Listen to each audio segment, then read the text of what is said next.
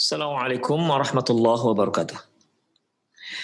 Innal hamdalillah nahmaduhu wa nasta'inuhu wa nastaghfiruh wa na'udzu billahi min shururi anfusina wa sayyiati a'malina. May yahdihillahu fahuwal muhtadi wa may yudlil falan tajida lahu waliyyan mursyida. Asyhadu an la ilaha illallah wahdahu la syarika lah wa asyhadu anna Muhammadan 'abduhu wa rasuluhu alladzi la nabiyya ba'dah. Wa qala Allah Subhanahu wa ta'ala, ya ayyuhalladzina amanu taqullaha haqqa tuqatih wa la tamutunna illa wa antum muslimun. Wa qala 'azza man qala, ya ayyuhalladzina amanu taqullaha wa qulu qawlan sadida yuslih lakum a'malakum wa yaghfir lakum dhunubakum wa man yuti'illaha wa rasulahu faqad faza fawzan 'azima. Ya ayyuhan nasu taqu rabbakumul ladzi khalaqakum min nafsin wahidah wa khalaqa minha zawjaha wa batha minhuma rijalan katsiran wa nisaa'a wattaqullaha alladzi tasaaluna bihi wal arham innallaha kana 'alaikum raqiba. Amma ba'du, inna astaqal hadithi kitabullah wa khairal hadi hadi Muhammad sallallahu alaihi wasallam wa syarrul umur muhdatsatuha wa kullu muhdatsatin bid'ah wa kullu bid'atin dhalalah wa kullu dhalalatin finnar. Kaum muslimin dan kaum muslimat, para pemirsa Roja TV dan pendengar radio Roja dimanapun Anda berada, alhamdulillah pagi hari ini kita kembali bertemu dalam acara perjalanan setelah kematian yang kita sadur, kita ambil dari kitab Qiyamatus Sughra. Para pemirsa rahimani Allahu wa iyyakum, kita telah pelajari bagaimana perjalanan nyawa ataupun ruh manusia ketika dia dipisahkan dari jasadnya, di mana tentunya perlakuan itu terkait dengan bagaimana seorang manusia ketika dia dalam kehidupannya. Jika dia seorang muslim dan dia seorang mukmin, tentunya akan mendapat perlakuan yang luar biasa dan istimewa. Namun apabila dia seorang yang kafir, pelaku dosa, seorang yang durjana, maka perlakuan terhadap ruhnya juga perlakuan yang setimpal dengan apa yang pernah dia lakukan semasa hidupnya. Kedua ruh ini dibawa ke langit juga mendapatkan perlakuan yang berbeda tentunya. Ruh orang mukmin akan mengeluarkan aroma wangi yang luar biasa sehingga semua penduduk langit bermohon kepada Allah, berdoa kepada Allah agar ruh tersebut lewat dari sisi mereka. Adapun untuk ruh orang kafir, maka mereka berdoa semoga ruh tersebut tidak lewat dari sisi mereka. Begitupun ikhwah, ketika ruh kafir ini ingin naik ke langit dunia dan minta dibukakan pintu langit, ternyata tak dibukakan. Sampai Rasulullah SAW menyebutkan dengan ungkapan la tufat, sampai beliau membacakan ayat ya, di mana ayat menyebutkan la tufattahu lahus samawat, tidak akan dibukakan untuk dia pintu langit ya, hatta yalijal jamalu fi sammil khiyat, sampai masuknya unta ke dalam jarum. La tufattahu lahum abwabus samai, tidak akan dibukakan untuknya pintu-pintu langit. Wala yadkhulul jannah, dan dia tidak akan masuk surga hatta yalijal jamalu fi sammil khiyat, sampai masuknya unta, sampai unta bisa masuk ke lubang jarum. Ini menunjukkan kemustahilan dia untuk masuk ke dalam surga dan untuk diberikan lewat dan dibukakan pintu untuk dia. Ini sudah kita bahas secara panjang lebar di kajian yang lalu.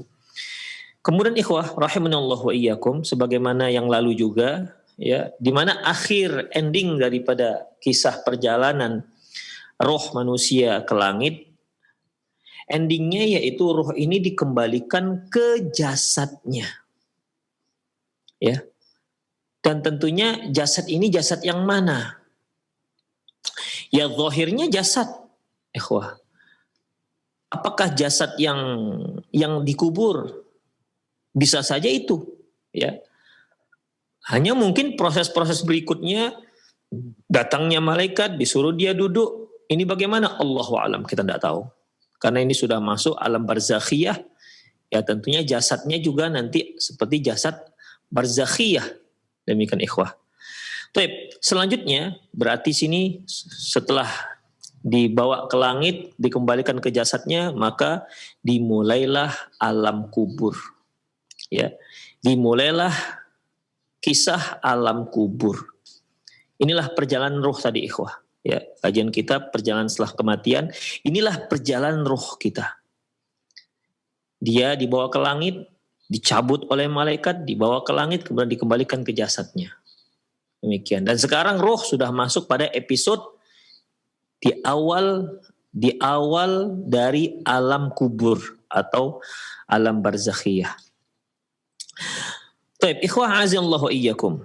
Di dalam kuburan, ya, tentunya tidak ada pemandangan, tidak ada penampakan yang lebih mengerikan ketimbang kuburan, alam kubur tersebut. Dan ini Rasulullah SAW yang mengkisahkan. Diriwayatkan dari Ummu Hani, Maula Utsman bin Affan. Qala, dia berkata, diriwayatkan oleh Hani, bukan Ummu Hani ya. Diriwayatkan oleh Hani, Maula Utsman bin Affan, Maula Utsman bin Affan, mantan hamba sahayanya Utsman bin Affan. Dia berkata, nah sedikit info ikhwah, Hani untuk orang Arab, Hani itu nama laki-laki. Beda dengan orang Indonesia. Orang Indonesia memberikan nama Hani itu untuk perempuan. Untuk orang Arab, Hani itu untuk laki-laki. Makanya di sini rawa Hani, bukan rawat, tapi rawa. Rawa Hani Maula Utsman bin Affan, diriwayatkan oleh Hani. Hani Maula Utsman bin Affan meriwayatkan, qala, dia berkata, kana Utsman radhiyallahu anhu idza waqafa ala qabrin baka. Bahwasanya Utsman bin Affan apabila dia berdiri di samping kuburan, beliau menangis terseduh-seduh. Hatta yabulla lihyatahu, hingga jenggotnya basah karena terkena derayan air mata. Faqila lahu, kemudian ditanyakan kepada beliau, kepada Utsman bin Affan, tudhkarul jannatu wan naru fala tabki wa tabki min hadha. Orang mengatakan kepada Utsman bin Affan, Anda ini bagaimana? Ketika surga disebut-sebut, ketika neraka disebut-sebut, Anda tak menangis. Tapi mengapa ketika Anda di sini Anda menangis? Ketika Anda berdiri di samping kuburan, Anda bisa menangis sampai terseduh-seduh seperti itu, sampai basah jenggotnya. Kenapa? Begitulah pertanyaan yang mereka merasa aneh begitu. Bukankah surga dan neraka adalah suatu hal yang sangat dahsyat? Surga dahsyat nikmatnya, neraka dahsyat azabnya. Sementara kuburan, ya inilah kuburan dengan bentuk-bentuk kuburannya. Demikian. Ya tentunya tidak sedahsyat akhirat. Kalaupun ada azab kubur, tidak sedahsyat azab neraka. Kalaupun ada nikmat kubur, tidak sedahsyat nikmat surga. Lantas mengapa ketika disebutkan surga dan neraka Anda nggak menangis? Disebut ketika melihat kuburan Anda menangis. Inilah ungkapan hati yang penanya. Kenapa bisa seperti itu? Sepertinya ada sesuatu di balik ini semua. Jadi dia ingin tahu kenapa begitu ikhwah. Ini menunjukkan para sahabat itu selalu jeli dalam melihat sahabat-sahabat seniornya. Ini pasti ada sesuatu yang kami nggak tahu ini. Faqal, lantas Utsman bin Affan pun berkata, Inna Rasulullah sallallahu alaihi wasallam qala, Sesungguhnya Rasulullah Sallallahu Alaihi Wasallam pernah bersabda, Innal qabra awwalu manzilatan min manazilil akhirah. Sesungguhnya kubur adalah tempat singgahan yang pertama di antara tempat singgahan-singgahan akhirat yang lainnya. Ya, perjalanan kita demikian ikhwah, ya, singgah di kuburan, nanti setelah itu di padang mahsyar, kemudian dan seterusnya. Ada tempat-tempat singgahan, dan kata beliau, sesungguhnya kuburan ini, alam kubur merupakan tempat persinggahan manusia yang pertama di antara tempat persinggahan akhirat yang lainnya. Fa in naja minhu, kalau dia berhasil selamat dari azab kubur, fama ba'dahu aisaru minhu, setelah itu akan lebih mudah. Wa illam yanju minhu, namun kalau dia tak selamat dari azab kubur, tak selamat dari fitnah kubur, maka fama ba'dahu asyaddu minhu, apa yang selanjutnya lebih dahsyat dan lebih mengerikan daripada kuburan. Demikian ikhwah. Jadi kalau seorang itu sudah masuk ke alam kubur, kemudian Masya Allah, karena nikmat Allah Subhanahu wa ta'ala, Allah berikan dia nikmat kubur. Berarti itu merupakan awal dari kenikmatan yang adapun nikmat-nikmat berikutnya itu akan datang jauh dan jauh berlipat ganda lebih nikmat ketimbang alam nikmat kubur. Namun ingat, kata Utsman bin Affan, ini ikhwah, ini yang menjadi rahasia mengapa beliau menangis. Kalau ternyata dia kuburannya, alam kuburnya, tempat azabnya, la haula wala quwata illa billah, azab yang menunggunya jauh lebih dahsyat dibandingkan azab kubur. Inilah mengapa Utsman bin Affan menangis ketika dia melihat kuburan. Inilah awal dari keberuntungan dan kerugian seorang hamba. Jika dia beruntung di sini, maka akan beruntung dan jauh lebih beruntung berikutnya. Namun ketika dia rugi di sini, ketika dia bermasalah di sini, maka masalah-masalah berikutnya akan jauh lebih berat. Demikian ikhwah rahimanallahu wa iyyakum. Jadi itulah mengapa Utsman bin Affan menangis terseduh-seduh ketika dia berada di kuburan. Makanya wajar ikhwah, Rasulullah katakan, kuntu nahaitukum an ziyaratul kubur ala fazuruha, dahulu aku pernah melarang kalian ziarah kubur. Sekarang ziarahlah, fa innahu tudzakkirul akhirah. Karena ziarah kubur itu dapat mengingat hari akhirat. Tapi begitu pun ikhwah, tetap saja ya, ziarah kubur akan mengingatkan manusia hari akhirat, itu tak semua ternyata ikhwah. Hanya yang Allah berikan taufik ke hatinya, hanya mereka-mereka yang berhati lembut, ya. Mereka bisa mengambil pelajaran dari ziarah kubur. Kalau tidak ikhwah, la ilaha illallah, dia datang ke kuburan, pulang sama seperti dia datang.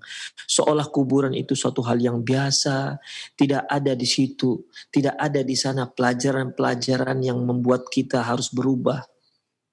Itulah yang namanya hidayah dan taufik dari Allah Subhanahu wa ta'ala. Berapa orang yang ziarah kubur, dia ke sana hanya sebagai ungkapan rindu dia kepada famili ataupun orang yang dia cintai yang sedang di kuburan. Hanya itu. Tidak mengingatkan dirinya. Padahal tujuan daripada ziarah kubur untuk mengingatkan kita yang datang. Demikian. Bukan untuk melepas rindu di sana. Demikian ikhwah. Dia menangis di sana bukan dikarenakan mengingat bagaimana azab kubur yang dahsyat, tapi dikarenakan mengingat kenangan dia bersama si mayit ketika dia masih di dunia. Menangislah dia di sana. Itulah akhirnya ikhwah, ziarah kubur tidak menjadi pengingat kita hari akhirat. Sangat disayangkan. Utsman bin Affan, seorang sahabat yang la ilaha illallah, luar biasa ikhwah, tetap hal itu bisa mengingat beliau. Ya, seharusnya kita sebagai seorang mukmin juga seperti itu. Dapat mengingat kita setiap kali kita ziarah kubur, dapat mengingatkan kita hari akhirat. Kita ambil pelajaran dari kuburan tersebut. Seorang pejabat, seorang terhormat, hartawan, ternyata begitulah nasibnya. tetap hartanya tinggal, dan tetap yang akan modal yang dia bawa adalah amalan soleh. Ikhwah rahimanallah wa iyyakum. Kemudian, apalagi kata Utsman bin Affan? Tadi beliau katakan bahwasanya jika selamat dia di kuburan ini, maka dia akan mendapatkan keselamatan yang luar biasa setelah itu. Namun kalau dia nggak selamat dari azab kubur, maka azab berikutnya akan lebih dahsyat. Lantas kata beliau, qala Rasulullah sallallahu alaihi wasallam.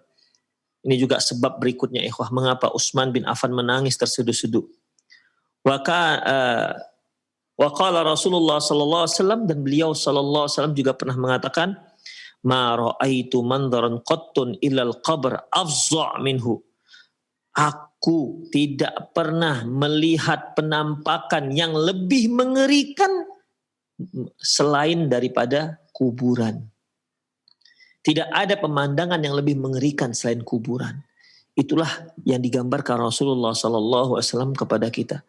Mungkin kalau pemirsa pernah melihat sesuatu yang mengerikan, mungkin tiba-tiba dia melihat jin dengan penampakan yang mengerikan, ya, yang terkadang membuat seorang manusia pingsan melihatnya, tidak sanggup, saking mengerikan. Sungguh alam kubur jauh lebih dahsyat dibandingkan itu semua, kata Rasulullah Sallallahu Alaihi Wasallam. Anda melihat apa yang pernah sangat membuat Anda mengerikan, maka azab kubur jauh lebih dahsyat dibandingkan itu semua. Para pemirsa rahimani Allah wa iyyakum, itulah dia, bahwasanya kuburan merupakan tempat yang sangat mengerikan. Ya, tempat yang sangat mengerikan. Hadis ini diriwayatkan oleh Imam At-Tirmidzi. Walamma kana ma ba'dal qabri aisaru minhu liman naja fa innal 'abdal mu'min idza ra'a fi qabrihi ma 'addallahu min na'im yaqulu rabbi ajil qiyamis sa'ah kay arji'u ila ahli wa mali. Karena azab kubur, ya, barang siapa yang mendapatkan azab kubur, barang siapa yang mendapatkan kebaikan di dalam kuburnya dan dia selamat dari ancaman azab kubur, maka yang setelahnya itu akan lebih mudah. Oleh karena itu seorang hamba apabila dia melihat apa yang Allah Subhanahu wa taala siapkan untuk dirinya, ya, nanti di surga, karena ikhwah nanti akan kita pelajari juga bahwasanya seorang hamba mukmin ketika dia setelah menjawab pertanyaan para malaikat Munkar dan Nakir, kemudian dia didatangi oleh seorang yang sangat tampan dan rupawan dengan wangi yang luar biasa. Dia pun bertanya, kamu siapa? Dia menjawab, saya adalah amalan Anda. Kemudian dibukakan untuk dia pintu surga. Dia melihatlah semua fasilitas yang Allah siapkan untuk dia di surga. Istana-istana, para bidadari-bidadari yang cantik jelita, dengan kebun-kebun buah-buah yang luar biasa. Allah siapkan dan Allah nampakkan tuh, lihat tuh. Ya, itu istanamu, itu bidadarimu, itu hartamu. Semua Allah Subhanahu wa taala perlihatkan kepada dia. Oleh karena itu ikhwah rahimanallah wa iyyakum, si mukmin ini berdoa. Apa doanya? Rabbi ajlis sa'ah, ajli qiyamis sa'ah, ya Allah, segerakan hari kiamat ya Allah. Untuk apa? Apa fungsinya supaya disegerakan hari kiamat? Kaima arji'u ila ahli wa mali, agar aku bisa kembali ke keluargaku dan ke hartaku. Maksudnya ke surga. Bukan keluarga harga yang ada di dunia, enggak. Supaya dia bisa masuk surga bersama istri-istrinya yang sedang menanti. Itu maksudnya. Kalau seandainya yang dimaksud adalah agar aku bisa kembali kepada keluargaku dan hartaku, maksudnya di dunia, tentu yang dia minta bukan Rabbi ajil qiyamas sa'ah, ya Allah segerakan hari kiamat. Enggak, itu yang permintaannya. Tentu permintaannya, ya Allah kembalikan aku ke dunia. Tapi nggak membuat tertarik. Seorang ikhwah kalau sudah sampai memijakkan kaki di alam akhirat, dia nggak akan tertarik lagi dengan dunia, nggak akan tertarik, yakinlah ikhwah. Kita karena masih di dunia ini, maka ketertarikan kita terhadap dunia itu sangat besar. Tapi nanti ketika pertama sekali kita berada di alam barzakh, maka sedikit pun tidak ada ketertarikan kita dengan kemewahan dunia, sedikit pun. Makanya Rasulullah SAW pernah berkata kepada para sahabat, ini siapa penghuni kuburan ini? Diberitahulah oleh para sahabat. Apa kata beliau setelah itu? Sungguh 2 rakaat lebih dia sukai ketimbang dunia dan seisinya. Insya Allah. Itulah dia ikhwah. Gak ada harganya dunia ini. Itulah dia. Ya.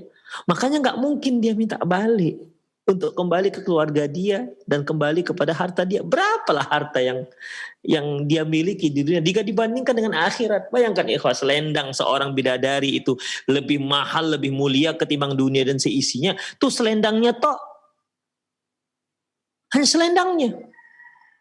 Seandainya seorang bidadari muncul di dunia, saya dunia ini akan dipenuhi dengan aroma wangi tuh.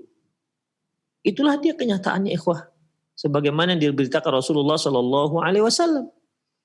Makanya yang dimaksud Rabbi, Akimisah, Rabbi ajil qiyamis sa'ah likaima arji'u ila ahli wa mali. Ya Allah, segerakan hari kiamat agar aku bisa kembali kepada keluargaku dan aku bisa kembali kepada hartaku. Maksudnya surga. Demikian ikhwah rahimanallahu wa iyyakum. Wal abdul kafir. Adapun seorang kafir, al-fajir, penjahat, idza ra'a ma 'addallahu lahu min al-'adzab syadid, apabila dia melihat apa yang Allah siapkan untuk dia dari azab yang dahsyat, fa innahu yaqulu 'ala raghmi mimma huwa fihi min al-'adzab, sesungguhnya walaupun dia sedang diazab dengan azab yang dahsyat, itu pun dia berdoa, Rabbi la tuqim sa'ah. Ya Allah, jangan terjadikan hari kiamat. Ya Allah, janganlah terjadi hari kiamat ya Allah. Kenapa demikian? Padahal dia sekarang sedang diazab dalam kuburnya. Diazab. Itu pun dia berdoa, ya Allah, janganlah terjadi hari kiamat. Padahal dia sedang diazab. Mengapa demikian ikhwah? Karena apa ikhwah? Karena azab yang menanti dia di hari kiamat itu jauh lebih dahsyat ketimbang azab yang sedang dia terima pada saat itu. La haula wa la quwata illa billah. Para pemirsa rahimani Allah wa iyyakum. Ya. Sebenarnya Allah Subhanahu wa taala telah memberitahu kita di saat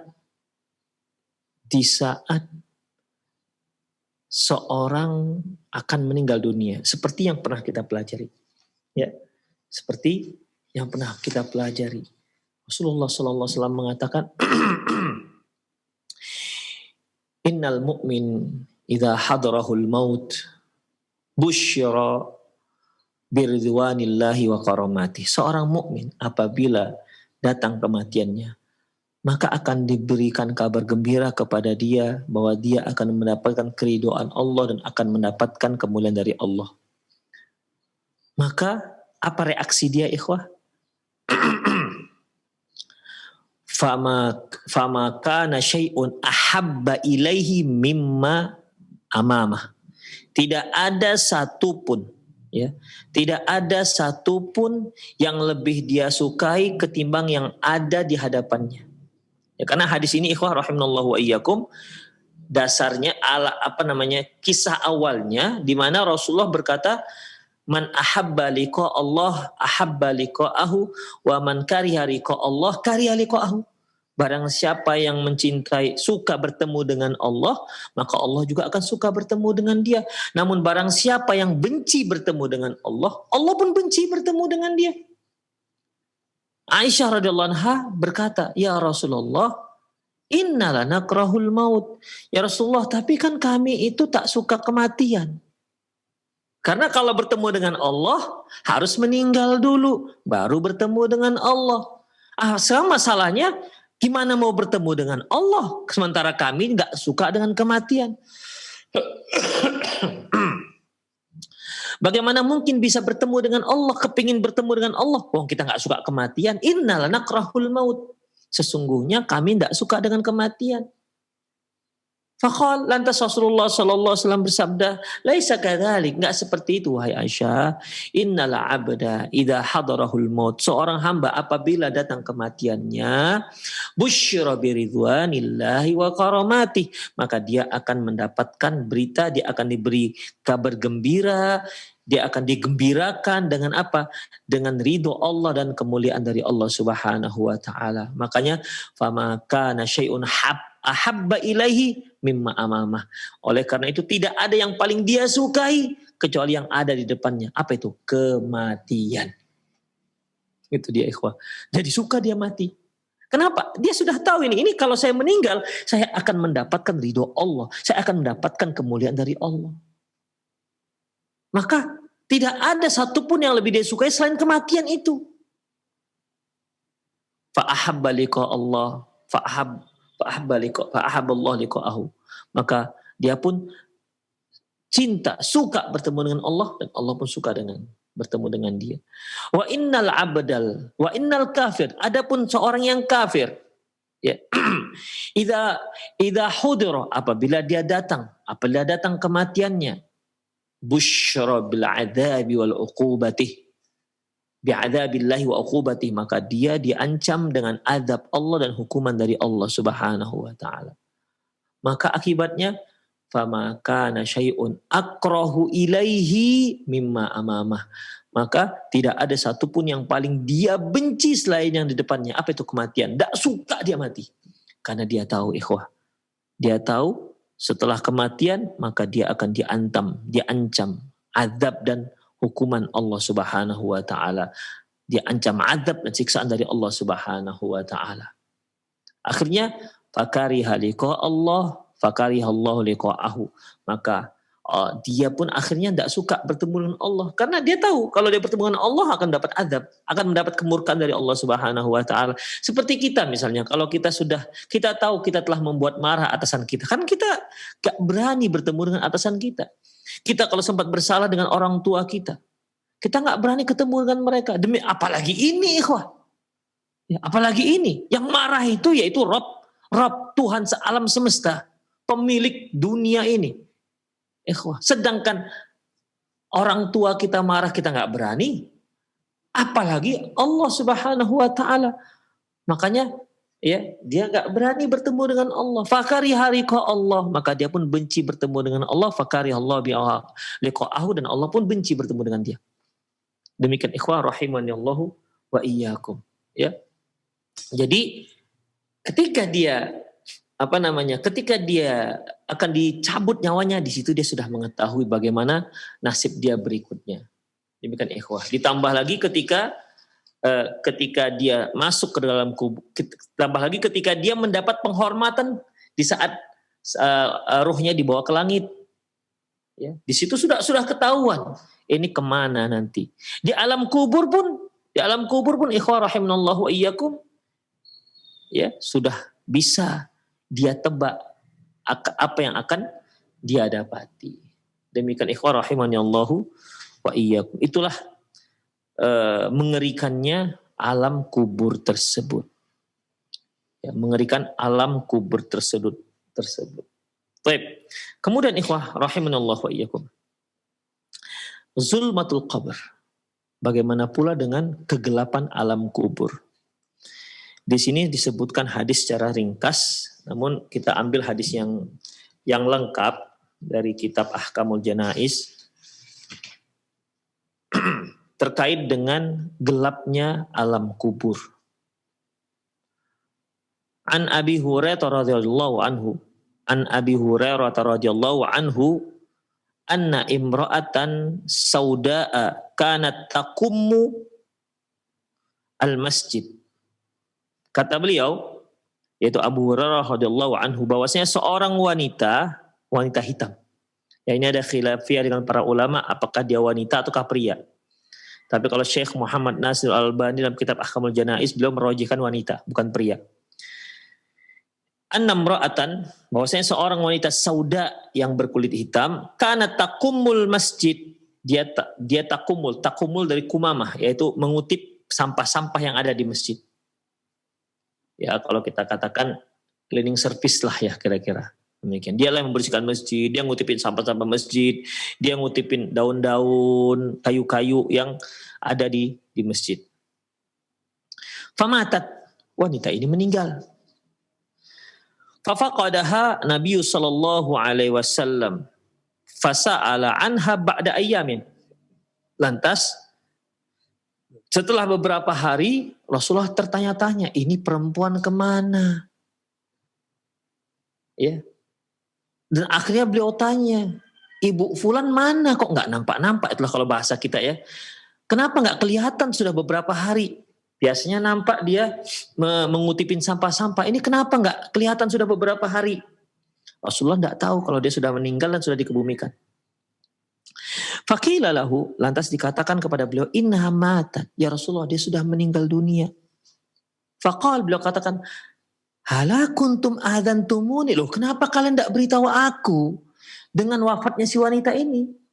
Kenapa nggak beritahu aku, kata Rasulullah. Qalu, sahabat mengatakan, matat minal laili wa dufinat wa karina an nuqidhaka. Ya Rasulullah, meninggalnya malam hari. Ya Rasulullah, meninggalnya malam hari dan kami tidak ingin mengganggu istirahat Anda. Itu alasan sahabat mengapa tidak membangunkan Rasulullah sallallahu alaihi wasallam. Kemudian faqala, beliau katakan, dalluni ala qabriha fadalluhu. Tunjukkan aku di mana kuburannya. Tunjukkan aku sekarang di mana kuburannya. Kemudian para sahabat pun menunjukkan di mana kuburannya. Fa'ata qabraha fa shalla 'alaiha. Lantas Rasulullah sallallahu alaihi wasallam salat, ya, mendatangi kuburannya dan salat di kuburan tersebut. Summa qala, kemudian beliau mengatakan bahwasanya inna hadhil quburah mamlu'atun dzulmatan ala akhiha ala ahliha. Sesungguhnya kuburan ini ya itu sangat gelap bagi penghuninya. Sesungguhnya kuburan ini sangat gelap bagi penghuninya. Wa innallaha azza wa jalla munawwiruha lahum bisolati 'alaiha. Sesungguhnya Allah Subhanahu wa taala akan menerangkan kuburan tersebut dengan aku menyolatkan si mayit. Demikian ikhwah. Ya. Jadi kalau aku solatkan si mayit, maka kuburannya akan menjadi terang benderang. Demikian ikhwah rahimanallahu wa iyyakum. Nah, itu menunjukkan bahwasanya kuburan itu gelap. Makanya Rasulullah sallallahu alaihi wasallam pernah bersabda bahwasanya meminta kepada para sahabat, coba jangan sampai ada seorang mayit pun yang meninggal dunia kecuali kalian beritahukan kepadaku agar aku sholatkan. Demikian. Ini hadis dari Zaid bin Sabit, ya. Zaid bin Sabit ini adalah kakak ataupun abang daripada Zaid bin Sabit. Ini Yazid, ya. Yazid bin Sabit, dari hadis dari Yazid bin Sabit, abang daripada Zaid bin Sabit. Dia berkata, kharajna ma'an Nabi sallallahu alaihi wasallam dzata yaumin. Ketika kami keluar bersama Nabi SAW di suatu hari, falamma waradal baqi', ketika beliau sampai di Baqi', fa idza huwa biqabrin jadidin, beliau melihat ada kuburan baru. Fasa'ala anhu, lantas beliau pun bertanya, ini kuburan siapa ini? Faqalu fulanatun min bani fulan. Ya Rasulullah, si fulanah, ibu fulan, ya, dari bani fulan. Qala fa'arafa, dan ternyata Rasulullah mengenal ibu itu.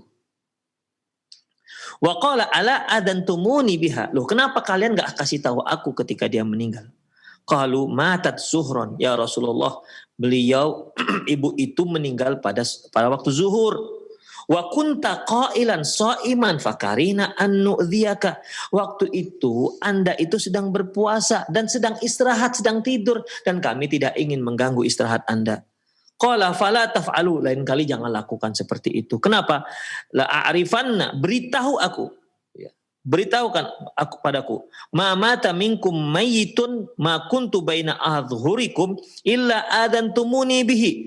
Jangan sampai ada lagi mayat yang meninggal kecuali kalian harus beritahu aku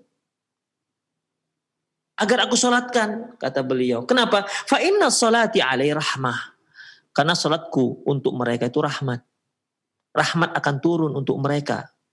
Kemudian summa ata qabra, kemudian datanglah beliau ke kuburannya, fasafafna khalfahu wa kabbaru ali arba'an, dan kami pun buat saf di belakang beliau dan beliau pun bertakbir 4 kali. Jadi di sini Rasulullah Shallallahu alaihi wasallam menyuruh agar jangan sampai ada seorang pun dari kalian yang meninggal kecuali kalian sudah beritahu aku. Demikian ikhwah. Mumpung aku masih hidup, mumpung aku ada bersama kalian, karena salatku itu kepada si mayit dapat menurunkan rahmat dan dapat menerangkan kuburannya. Demikian ikhwah. Makanya ini ikhwah termasuk salah satu akhlak, salah satu kecintaan Rasulullah SAW kepada sahabat beliau. Luar biasa. Ya, para sahabat tidak ingin mengganggu beliau istirahat, tapi kata beliau, enggak bisa. Kalian bangunkan aku. Kalian tetap beritahukan aku walaupun aku sedang istirahat. Demikian ikhwah rahimanallahu wa iyyakum. Ya. Ada satu hadis lagi ikhwah dari sebagian sahabat, anna Rasulullah kana ya'udu mardul masakin al-muslimin wa du'afaihim. Rasulullah itu punya kebiasaan menjenguk orang-orang sakit, ya, kalangan kaum muslimin, orang-orang miskin dan orang-orang du'afa. Wa yattabi'u janaizahum, beliau juga mengikuti jenazah mereka, wa yusalli alaihim ghairuh, dan wala yusalli alaihim ghairuh, dan tidak ada seorang pun di antara mereka yang menyolatkan selain beliau. Artinya beliaulah yang selalu menyolatkan jenazah tersebut, jenazah orang-orang miskin tersebut, jenazah orang-orang yang sakit yang meninggal tersebut.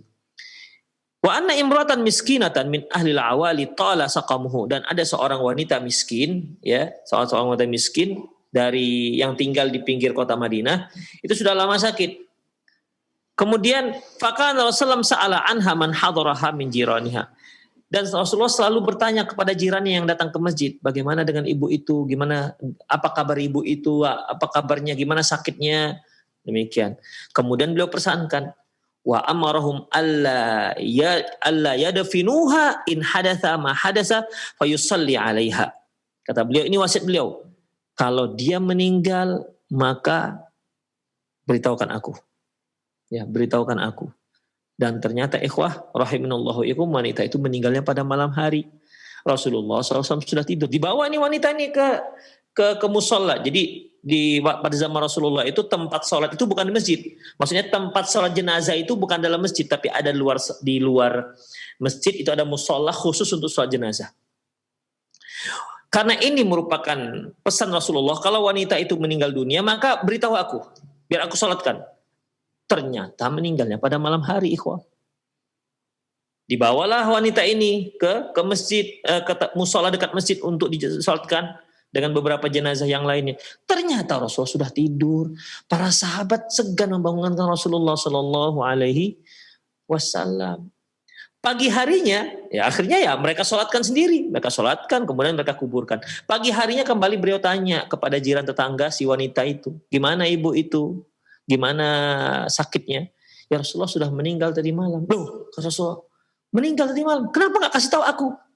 Lantas beliau pun sama perlakuannya terhadap wanita yang membersihkan masjid. Dia pun tunjukkan kepadaku di mana kuburannya, dan akhirnya Rasulullah pun sholat di sana, sholat jenazah bersama para sahabat. Demikian ikhwah rahimanallahu wa iyyakum. Ya, ini upaya apa? Untuk menyinari, memberikan cahaya untuk kuburan tersebut. Jangan sampai jangan sampai ada mayat yang meninggal pada zaman beliau, mumpung beliau masih hidup, kuburannya gelap. Jadi beliau upayakan tetap beliau upayakan, beliau sholatkan. Walaupun siapapun orangnya, yang jelas dia muslim, mau dia orang miskin, mau dimanapun dia tinggal, bawa kemari, kata Rasul, biar aku sholatkan. Demikian ikhwah rahimanallahu wa iyyakum. Para ulama mengambil kesimpulan dari hadis ini bahwasanya penyelenggaraan jenazah itu harus disegerakan. Ya. Rasulullah pesan saja ikhwah. Rasulullah itu memesan ya. Rasulullah pesankan bahwasanya nanti kalau dia meninggal beritahu aku, ya, supaya kuburannya bisa terang. Demikian ikhwah. Dan ternyata karena beliau sudah istirahat, para sahabat nggak mau membangunkan. Coba bayangkan ikhwah, untuk menyegerakan jenazah, para sahabat tidak membangunkan Rasulullah. Padahal Rasulullah sudah pesan. Namun begitupun ketika Rasulullah tahu bahwasanya beliau tidak diberitahu, beliau tidak mengkritik, kenapa kalian kubumikan sebelum aku sholatkan. Nggak itu yang beliau kasih tahu. Enggak itu yang beliau kritik. Yang beliau kritik, kenapa kalian tak beritahu aku? Itu yang beliau kritik. Adapun penyelenggaraan jenazahnya tetap disegerakan. Demikian ikhwah rahimanallahu ikum, di antara faedah yang bisa kita ambil dari hadis wanita yang takumul masjid, yang takumu dari pakai qaf ya, yang takumu dari kumamah, yaitu yang mengutip sampah-sampah yang ada di masjid. Demikian ikhwah rahimanallahu wa iyyakum. Selanjutnya ikhwah, azanillahu wa iyyakum, satu poin lagi ya, satu permasalahan lagi, yaitu dhammatul qabri. Dhammatul qabri, yaitu himpitan kuburan. Ikhwah, ternyata di alam barzakh nanti semua orang akan dihimpit oleh kuburannya tanpa terkecuali. Besar, kecil, miskin, kaya, soleh, nggak soleh, takwa, mau dia orang mukmin, mau dia orang kafir, mau dia orang sahabat, ternyata ikhwah semuanya dihimpit oleh kuburan. Ya, semuanya akan merasakan himpitan kuburan tanpa terkecuali. Ketika mayat itu diletakkan di kuburannya, maka di situ akan mengalami himpitan kuburannya. La yanju minha ahadun kabiron kana aw saghiran. Tidak ada seorang pun yang bisa terlepas dari himpitan tersebut. Mau dia orang dewasa maupun anak kecil. Solihan aw talihan. Baik dia orang soleh maupun dia orang yang tidak soleh. Ini berdasarkan hadis Rasulullah SAW. Kama ja'a fil ahadithi, sebagaimana yang disebutkan dalam beberapa hadis, anna qabra dumma Sa'd bin Mu'adz, bahwasanya kuburan ya telah menghimpit Sa'ad bin Mu'adz. Wa huwa alladhi taharraka li mautihil arsh. Padahal meninggalnya Mu'adz itu bergetar arasy. Ya, sebagaimana sabda Rasulullah SAW, ihtazza al-arsyu biwafati Sa'ad bin Mu'adz. Sungguh aras bergetar dengan wafatnya Sa'ad bin Mu'adz. Kemudian wa futihat lahu abwabus sama, dibukakan untuk dia pintu langit.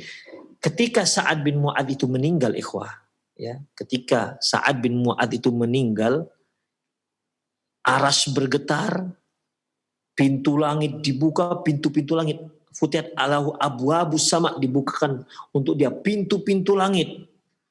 Wa syahidahu sab'una alfam minal malaikah, dan dia disaksikan, kematiannya disaksikan oleh 70 malaikat. Insyaallah. Berarti ini orang yang luar biasa ikhwah. Kematiannya bukan hanya disaksikan oleh manusia, tapi ternyata disaksikan juga malaikat 70.000 orang. Berarti jauh lebih banyak ketimbang manusia. Siapa di antara kita yang disaksikan oleh 70.000? 70.000 ikhwah. Bukan 7.000, 70.000 malaikat. Demikian. Ini berarti orang yang istimewa di sisi Allah Subhanahu wa taala. Namun begitu pun ternyata dia merasakan himpitan kuburan, himpitan alam barzakh. Lantas apakah itu sebuah azab?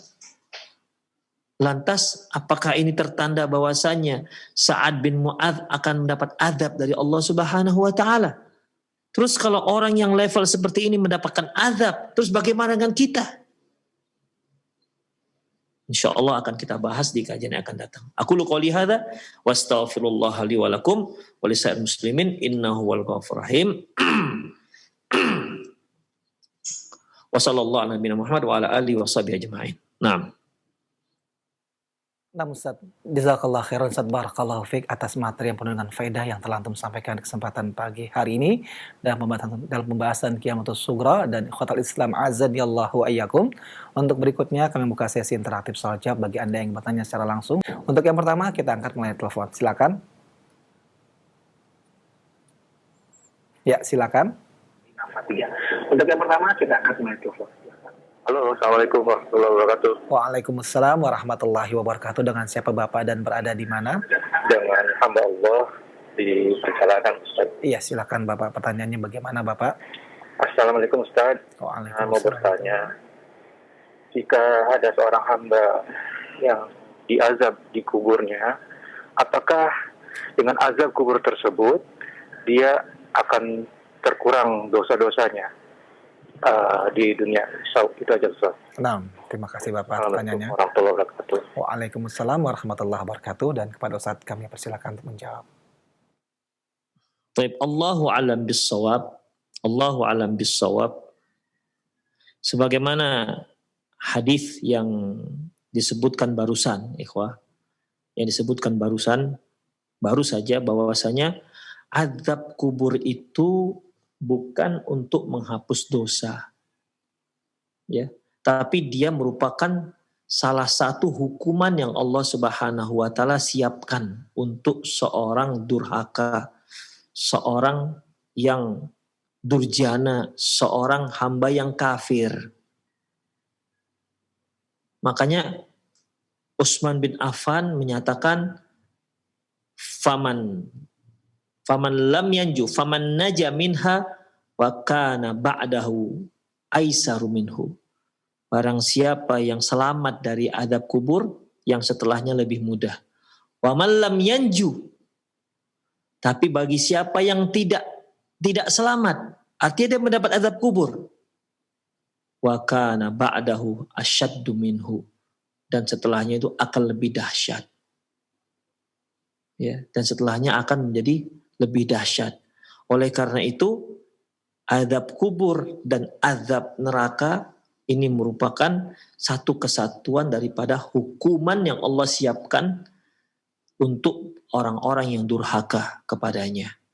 Orang-orang yang tidak mengindahkan hukum-hukumnya. Orang-orang yang tidak mengindahkan perintah-perintahnya.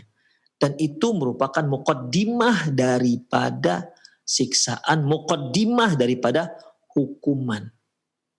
Demikian ikhwah, ya. Itu yang kalau kita lihat dari pernyataan Utsman bin Affan. Faman naja minhu fakana ba'dahu aisaru min, faman lam yanju minhu fakana ba'dahu asyad. Yang selamat maka setelahnya akan lebih mudah, yang tak selamat setelahnya akan lebih dahsyat. Sekali lagi, ya, azab kubur merupakan satu kesatuan dari hukuman yang Allah Subhanahu wa taala siapkan untuk penghuninya, dan itu merupakan muqaddimah daripada azab. Sebagaimana mereka mendapatkan nikmat kubur, itu merupakan muqaddimah daripada nikmat yang Allah Subhanahu wa taala siapkan. Azab kubur muqaddimah azab, muqaddimah hukuman.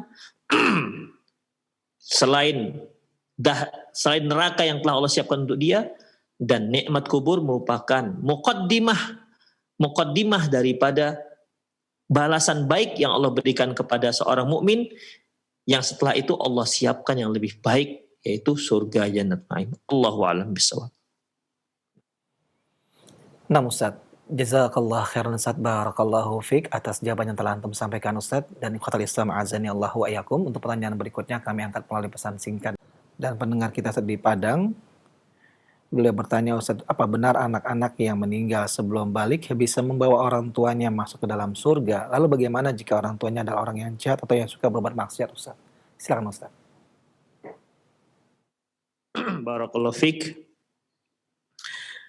Anak yang belum balik apakah bisa mengajak orang tuanya masuk ke dalam surga? Ikhwah, Allahu a'lam bissawab. Zahir daripada ayat, daripada hadis Rasulullah Sallallahu Alaihi Wasallam bahwasanya apabila seorang anak meninggal dunia, ya, meninggal dunia dan dia belum balik, maka di akhirat nanti dia akan disuruh oleh Allah Subhanahu wa taala masuk ke dalam surga.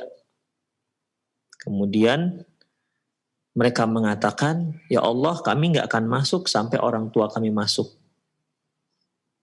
Akhirnya Allah suruh mereka dan orang tua mereka masuk ke dalam surga.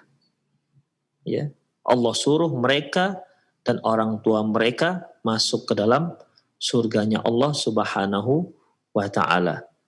Demikian juga seorang wanita yang meninggal dikarenakan melahirkan. Rasulullah SAW menyebutkan dia nanti di hari akhirat, ya, wanita tersebut termasuk mati syahid, salah satu salah satu dari alamat husnul khotimah, dan anaknya akan menarik orang tuanya dengan tali plasentanya ke dalam surga. Lantas bagaimana kalau orang tuanya seorang yang durjana, seorang atau orang kafir misalnya, atau orang yang tidak pun kafir, ya ikhwah, atau seorang yang suka atau pelaku maksiat? Allahu a'lam bissawab. Ini tinggal bagaimana Allah Subhanahu wa taala mengizinkan si anak tersebut. Tapi zahir hadisnya seperti itu, ikhwah.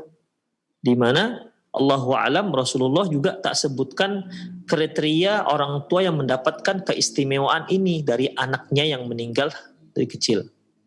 Demikian. Sebagaimana juga Rasulullah pernah mengatakan, barang siapa yang memiliki 3 orang anak meninggal sebelum balik, maka itu akan menjadi hijab dia dari api neraka.